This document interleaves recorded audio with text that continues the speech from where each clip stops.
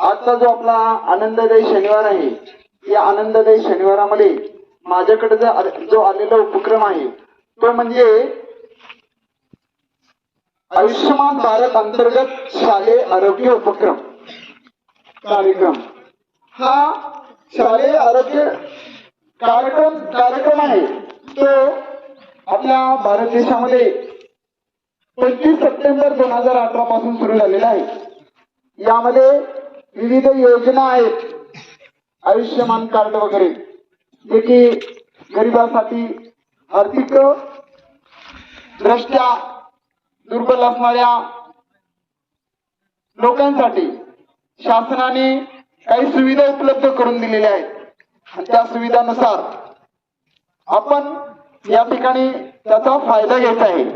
तर त्यामध्ये शाळेमध्ये पण हा उपक्रम राबवा, हा कार्यक्रम घ्या असं शासनाने सांगितलेलं आहे, जेणेकरून त्याचा विद्यार्थ्यांना काय फायदा होईल, विद्यार्थ्यांना आरोग्यविषयक